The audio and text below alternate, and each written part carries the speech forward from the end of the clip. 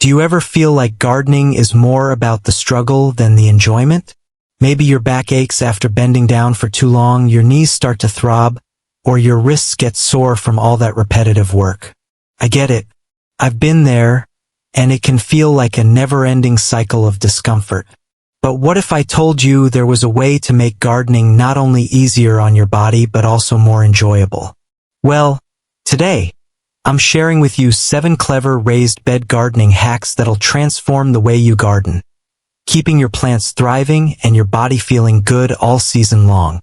Trust me, after this, you'll wish you knew these hacks sooner. I vividly remember the first time I found myself hunched over my garden, feeling the strain in my back, my knees, and my wrists. It was supposed to be a peaceful, enjoyable day in the garden, but all I could think about was the pain. I knew I couldn't keep going like this, so I decided to talk about it with a friend of mine. To my surprise, he was struggling with the same issues. He had the same aches and pains, the same frustration with the constant bending, kneeling, and stretching. We both knew there had to be a better way. That's when I started researching and experimenting with raised bed gardening hacks. And it wasn't long before I discovered how simple adjustments could make a huge difference. I began by making small changes, adjusting the height of my raised beds, adding simple irrigation systems, and even using mulch in new ways.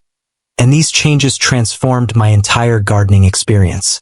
I couldn't believe how much more comfortable it was to garden, and my plants, they thrived. I shared these tips with my friend, and he was amazed by how much easier gardening became for him too. It's incredible how such simple adjustments can take your gardening game to the next level. And today, I'm excited to share those same hacks with you. Before we jump into these game-changing gardening hacks, I want to take a quick moment to remind you to hit that subscribe button and ring the bell so you never miss a new video from Golden Seniors Living. Trust me, you won't want to miss the tips and tricks I've got lined up to make your gardening journey easier and more enjoyable.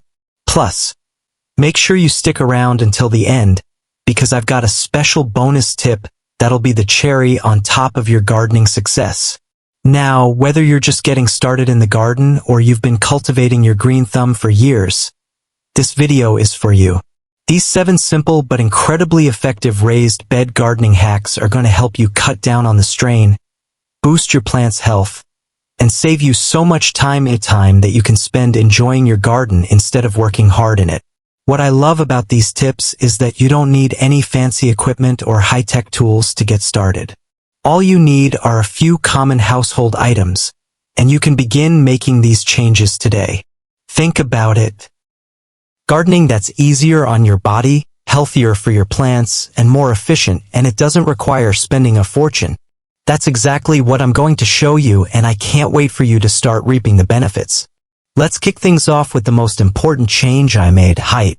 If there's one hack that's truly been a game changer for me, it's adjusting the height of my raised beds. You see, gardening for long periods of time can really take a toll on your back, knees, and wrists. Bending over constantly to tend to your plants? That's not just tiring, it can cause real discomfort. But by raising your beds to a more comfortable height, you'll be able to access your plants without straining your body. I made this simple change by adding concrete blocks underneath my raised beds. The moment I did, the difference was instant. No more bending down, no more aching back after an afternoon of gardening. I could comfortably stand and reach every corner of the bed. It felt like a whole new world of ease and convenience opened up. It didn't just make gardening more enjoyable for me. I shared this trick with a friend and he was blown away by how such a simple change could have such a big impact. His garden became more accessible and suddenly gardening became something he looked forward to rather than dreaded. Now let me show you how to do this for yourself. You don't need to be a DIY expert to make this change. Here's how you can get started. First, you'll need something sturdy to lift your bed. I used concrete blocks because they're solid and durable, but you can also use old wooden pallets, bricks, or even sturdy plastic crates. Place the blocks or your chosen base material under each corner of your raised bed. This will elevate the bed off the ground and provide you with an extra few inches or more depending on the number of blocks or layers you add. The more you raise it, the easier it'll be on your back. Make sure the bed is stable and secure on the base. You don't want it tipping over. If you're using concrete blocks, just stack them carefully, ensuring each layer is even and stable. If you're using wooden pallets or crates, make sure they are positioned securely before placing the soil back inside. Once the bed is raised to the desired height, refill it with your soil mix. This is also a great time to add compost or other amendments to improve the quality of the soil, which can help your plants thrive. Now, take a step back and see if the bed is at a comfortable height for you. You want to make sure you can comfortably reach the middle of the bed without bending over too much. If you feel like you still need a little more height, simply add another layer of blocks or bricks. So, how high do you prefer your raised beds? I love hearing from you, so drop a comment below and share your experiences. Do you prefer them lower for easy access or higher for less bending? Let's compare. If you're already using raised beds, tell me how you've adjusted the height to make gardening more comfortable. I'm sure others would love to hear your tips as well. Let's help each other create a gardening space that's easier on the body and more enjoyable. Alright, let's move on to something I'm really excited about, a self-watering system. If you're anything like me, sometimes life gets busy and you forget to water your plants. But we all know how important it is to keep your garden hydrated, especially during hot weather or when you're not able to check on your plants every day. That's where a self-watering system comes in, and I'm about to show you how to make one using something you probably already have lying around the house. An old plastic bottle. I can't tell you how many times I've been saved by this simple DIY trick. I used to worry about my plants drying out when I wasn't around to water them, but after setting up this system, I've been able to relax a lot more knowing that my plants are getting the moisture they need, even if I forget to water them for a day or two. Let's jump right into it. Here's how you can easily create a self-watering system using a plastic bottle. First, grab a plastic bottle. Something like an empty soda bottle or water bottle works perfectly. I like to use a 1-liter bottle, but depending on your plants and their water needs, you might want to go bigger or smaller. Now, take the bottle and remove the cap. You'll want to make a small hole in the cap to allow the water to slowly drip out. A nail or a small screw works well for this. Just be sure the hole is big enough for the water to come out, but not too big that it pours out too quickly. Fill the bottle with water. This will be your reservoir. I usually fill it halfway to start with, but depending on the size of your plants, you might want to add more. Next, you'll want to create a tube for the water to flow down into the soil. Take a small piece of cotton rope or a piece of yarn, and thread one end of it through the hole in the cap. The other end will go into the soil, which will help transfer the water from the bottle straight into the ground. Now, take the filled bottle and place it upside down in the soil next to your plant, ensuring that the cotton rope is submerged in the soil. The bottle should be standing up, with the cap buried slightly in the soil. The rope will gradually wick the water out of the bottle, and the plant roots will draw the moisture they need. Over the next few days, check the bottle to see how much water is left. You'll notice that the plant will have a steady supply of water, and you won't have to worry about overwatering or underwatering.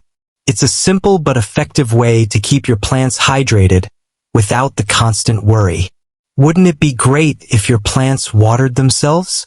Imagine not having to worry about them drying out during the day or when you're away. Give this simple self-watering hack a try, and let me know in the comments how it works for you. I'd love to hear how your plants are thriving with this system. Do you already have a self-watering system set up in your garden? Or maybe you've come up with your own clever way to keep your plants hydrated. Share your tips in the comments below. Let's exchange ideas and help each other keep our gardens in tip-top shape, no matter how busy we get. Now, let's talk about one of the simplest yet most powerful tools in gardening, mulch. If there's one thing I've learned in my gardening journey, it's that mulch is truly your garden's best friend. Not only does it help keep your soil healthy, but it also works wonders for regulating soil temperature and moisture. Two things that can make or break your plants, especially during those hot summer months. I remember when I first started using mulch in my garden. Before that, my soil would dry out so quickly, and I found myself constantly watering my plants just to keep them from wilting. But once I started mulching with shredded leaves and straw, the difference was incredible. The soil stayed moist for longer, and I didn't have to water as frequently, saving me time and effort. My plants were much happier, and I could see the results in how well they grew. I shared this with a friend of mine who was having the same watering issues. He decided to give it a try, and after a few weeks he couldn't believe the difference it made. His soil was retaining moisture, the temperature was more consistent, and he was able to spend less time worrying about watering. It really made a huge impact. Now that you know how beneficial mulch can be, let me show you exactly how to apply it in your garden. There are a lot of different materials you can use for mulch, and the best choice depends on your garden's needs. Some of my favorites are shredded leaves, straw, and grass clippings.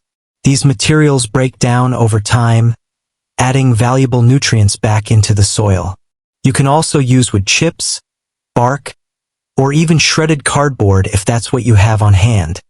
Before you apply the mulch, make sure your soil is ready. It's best to weed your garden beds first to ensure that the mulch doesn't just end up covering up weeds. You don't want to be trapping them under the mulch where they can continue to grow. Once the weeds are cleared, gently rake the soil to even it out. Now, spread your mulch evenly over the soil. I recommend a layer that's about 3 to 4 inches thick.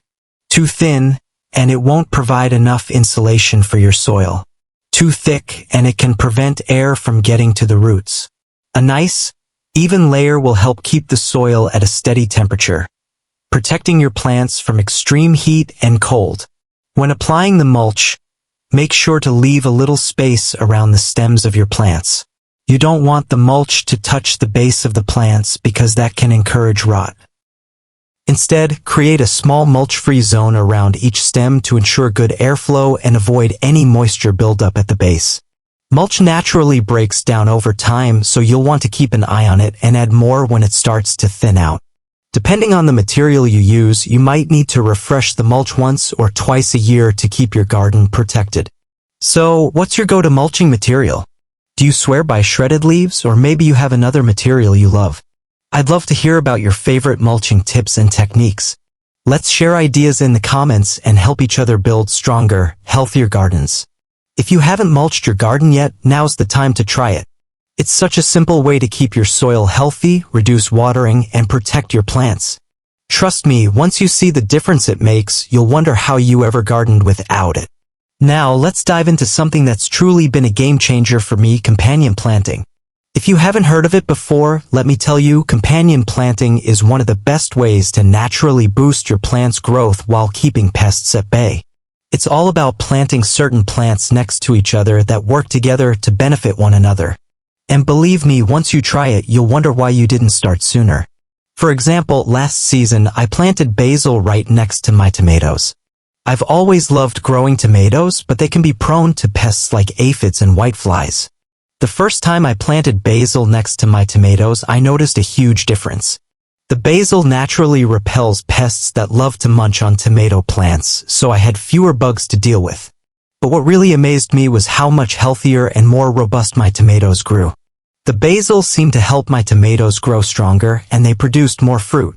At first, my friend was a little skeptical when I told him about companion planting. He thought it sounded like one of those gardening tips you hear about but never really work. But after one season of trying it out, he was sold. He planted marigolds alongside his beans to deter pests, and the difference was obvious. His beans grew faster, were less affected by bugs, and overall, his garden was thriving. It was amazing how a simple planting strategy could make such a big impact.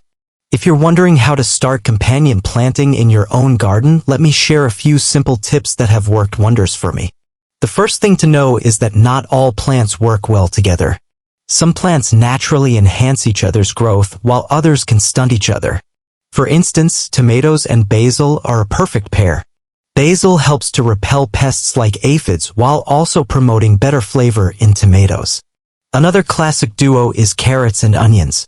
The onions help to repel carrot flies, while the carrots give the onions some needed shade. A great trick is to use flowers as companions. Marigolds are amazing for keeping pests away. I love planting them next to my beans and tomatoes. They help keep harmful insects like aphids, nematodes, and even rabbits at bay. Plus, they add a beautiful splash of color to your garden. Companion planting can also help you maximize your garden space. For instance, growing beans and corn together works really well. The beans naturally climb the corn stalks, creating a nice vertical garden, while the beans fix nitrogen in the soil to help the corn grow even stronger. And let's not forget about attracting pollinators. Bees and butterflies are essential for your garden, and planting flowers like sunflowers or lavender can bring them right to your garden. I've noticed that my plants are much more productive when I have a variety of flowers planted alongside them to encourage pollination. While companion planting is great, it's also important to practice crop rotation. This helps to maintain healthy soil and avoid the buildup of pests and diseases. After each season, try rotating the plant pairings in your garden for optimal results. Have you ever tried companion planting in your garden? I'd love to hear about your experiences. Which plants have worked well together for you? Or maybe you've tried something unusual that turned out to be a hit. Share your results in the comments. Let's swap stories and tips. If you haven't given companion planting a try yet, I highly encourage you to do so next season. It's such a simple and natural way to boost your garden's health and make your plants thrive. Whether you're a beginner or an experienced gardener, you'll be amazed at how much of a difference it can make. So give it a go and see the magic for yourself. When it comes to supporting your plants, sometimes you don't need to go out and buy fancy plant supports. In fact, I found that some of the best plant supports come from simple household items you probably already have lying around. It's all about being creative and resourceful. After all, gardening doesn't have to be expensive or complicated.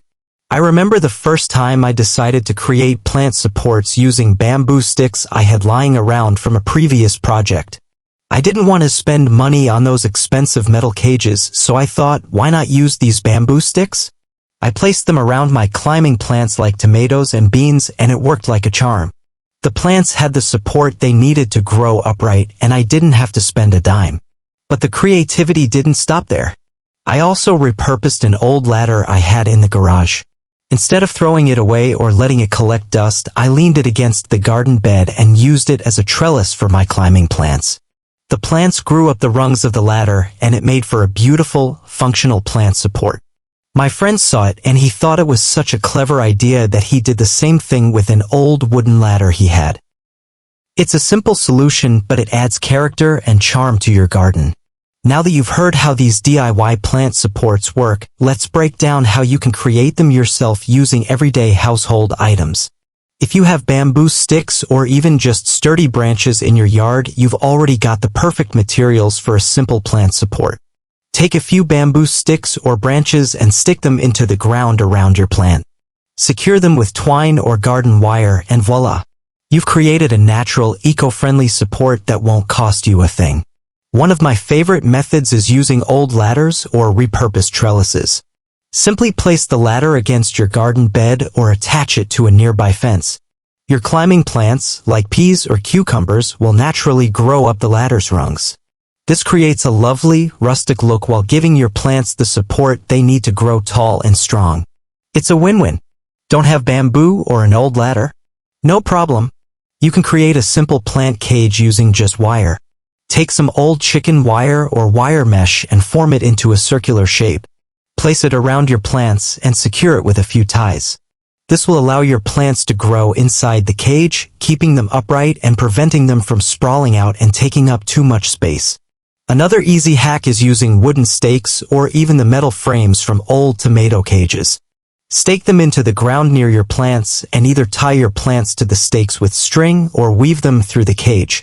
This method is perfect for taller plants like tomatoes or beans, which need extra support to grow properly. If you have a fence or wall nearby, you can tie your climbing plants directly to it for support. Use some garden twine, string, or even old pantyhose to gently tie your plants to the structure. This method works great for plants like peas, vines, and even tomatoes. What's the most creative plant support you've ever used in your garden? Maybe you've upcycled something or found an ingenious way to help your plants grow tall. Below, after all, we're all in this gardening adventure together. Next time you're in need of plant support, think outside the box and look around your house or garden. You don't need to spend a lot of money on fancy supports. Sometimes the best solutions are right at your fingertips. Whether it's bamboo sticks, an old ladder, or even a piece of scrap wood, there are endless ways to create functional, creative supports for your plants. Give it a try and let me know how it works out. Now let's talk about a simple gardening hack that I absolutely swear by: soil aeration. You might think that aerating your soil requires heavy machinery or complicated tools, but let me tell you, it doesn't have to be difficult or hard on your body at all. In fact, I've been using something as simple as a garden fork to aerate my raised beds, and the difference has been incredible. When I first started gardening, I thought I needed a big, heavy tiller to break up the soil and improve drainage. I struggled with back pain, especially after using that bulky tool for a long time. But then I had a realization: why not try something simpler? A garden fork is light, easy to handle, and does the job just as effectively without straining my wrists or shoulders. So now, whenever I want to refresh my raised beds, I simply grab my garden fork, stick it into the soil, and gently rock it back and forth. It's like giving the soil a little bit of breathing room. The result? The soil stays loose, air circulates through the roots, and my plants grow stronger and healthier. Let me walk you through how I use a simple garden fork to aerate my soil. It's such an easy process, and you'll see the difference right away. First, grab a garden fork with sturdy prongs.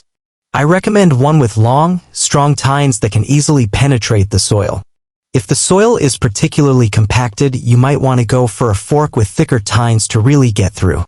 Now, start by gently pushing the fork into the soil. I like to space my fork about 4 to 6 inches apart as I move along the bed. You don't need to dig it in too deep, just enough to loosen up the soil and allow air to circulate around the roots. Once the fork is in the soil, rock it gently back and forth. This action helps break up any compacted spots, creating little pockets of air that will improve root growth. Be gentle though, you don't need to force it too much. Just a little movement will do the trick. Work your way across the bed, making sure you aerate the soil evenly. For larger areas, you might want to take breaks to stretch, but the process itself is quick and easy. Once you've gone through the entire bed, you'll notice the soil feels lighter and the structure has improved. You've just created a healthier environment for your plants to thrive in. It's so simple and the results are fantastic. Have you ever tried aerating your soil this way? It's so simple and effective, and the results speak for themselves. If you haven't used a garden fork to aerate, give it a shot next time you're in the garden, and I'd love to hear how it works for you. Next time you're in the garden, give soil aeration a try with a garden fork. It's one of the easiest, most affordable ways to improve your soil's health. And it's so much gentler on your body than lugging around a heavy tiller. I promise, once you experience how easy it is, you'll make it part of your regular gardening routine. One of the best things you can do for your garden is to create simple pathways between your raised beds. If you're like me, you want to be able to move freely and easily around your garden without tripping over plants or compacting the soil underfoot. Access to every corner of your garden should be easy, and that's exactly what pathways do. Trust me, once you add pathways to your garden, it'll feel like a whole new world of convenience. I remember when I first started gardening, I didn't think much about creating paths between my beds. I just had plants growing everywhere, and I'd often find myself stepping on the edges of my plants while trying to get from one bed to another. It was messy and inefficient. That's when I decided to build a pathway using pea gravel. Now, I can walk through my garden without worrying about stepping on anything, and I can easily get to every part of the bed to tend to my plants. My friend, who also had similar issues in his garden, decided to add gravel paths as well. After just one season, he told me it was one of the best changes he made. Not only did it give him easier access to his garden, but it also kept the soil intact and minimized compaction. His garden looks more organized, and he feels much more confident moving around the space. Now, let's break down how you can create these easy, functional pathways in your own garden. It's a simple project, and you don't need to spend a lot of money to get great results. Start by deciding where you want your paths to go. Walk through your garden and think about the most convenient spots to place the pathways. Consider how wide you want the paths to be. Typically, a 12 to 18-inch width is sufficient, but if you want to create more space for a wheelbarrow or a garden cart, make it a bit wider. Once you've decided on the path layout, clear the area where the paths will go. Remove any plants, weeds, or grass that might be in the way. You want the ground to be level so the material you choose for the path can sit evenly. To keep weeds from growing through the path, you can lay down a weed barrier fabric. This will prevent any grass or weeds from popping up and keep the pathway looking neat. You can find these at most garden centers, and it's an easy step that will save you time in the long run. Now comes the fun part, filling in your pathway. If you're using pea gravel like I did, simply pour it into the cleared path, spreading it evenly. You can use a rake to smooth it out and make sure it's level. If you prefer mulch, simply lay it out and spread it across the path, which will create a softer walking surface. You could also use pavers, bricks, or even wood chips for a different look. The key is to choose a material that works for your garden and gives you easy, comfortable access to each bed. Once your pathways are in place, make sure to maintain them by periodically raking the gravel or replenishing the mulch. This will keep the pathways looking fresh and functional. If you're using pea gravel, you might need to add more every season to ensure it stays level and effective. So, how do you make your garden paths? Do you use gravel like I do, or maybe you've created your paths with something else? I'd love to hear your creative ideas. Share your tips and tricks in the comments. I'm sure others would love to get inspired by your garden path solutions. Smooth paths really do make all the difference when it comes to easy access in your garden. Not only do they keep you from stepping on your plants, but they also give your garden a more organized and polished look. So, give it a try in your own garden. Creating simple pathways is a quick, easy, and affordable way to improve the flow and function of your gardening space. You won't regret it. And there you have it. 7 clever raised bed gardening hacks that will make your gardening experience so much easier and more enjoyable. I hope you found these tips helpful and that you're as excited as I am to put them into practice in your own garden. Which one of these hacks are you going to try first? Maybe you're excited to try raising your beds higher, or perhaps you'll be starting a self-watering system next time you're in the garden. Let me know in the comments below. I'd love to hear which tips you can't wait to implement. Gardening should be fun, and these simple tricks are designed to take the stress out of it and help you enjoy your garden without all the hard work. Remember, a little creativity and a few easy hacks can go a long way in making your gardening experience more comfortable and successful. Before we wrap up, I want to hear from you. Which tip did you find the most useful? Is there a gardening hack that's been a game changer for you? Share your thoughts and experiences in the comments. I'd love to hear how you're making your garden work for you. And before you go, don't forget to hit that subscribe button and give this video a thumbs up if you found these tips helpful. Subscribing ensures you won't miss out on more gardening tips and tricks that make life easier and your garden more enjoyable. Also, be sure to share this video with your fellow gardening enthusiasts. Let's spread the word and make gardening a little less stressful for everyone. I've got even more helpful tips lined up for the next video, where I'll be diving into some more simple solutions to help you make the most out of your garden. Trust me, you won't want to miss it. Before you go, here's a bonus tip that's perfect for the hot summer months. Try using shade cloth to protect your plants during the hottest days. It's such an easy and affordable way to prevent sunburn on your plants and keep them thriving in the heat. I've used it on my garden for years, and it really works wonders. You'll notice a huge difference in the health of your plants. Thanks again for watching. Make sure to subscribe, like, and share this video with your friends and family who love gardening as much as you do. I can't wait to see you in the next video, where I'll be sharing even more tips to help you enjoy your garden and make the most of your green space. Until next time, happy gardening.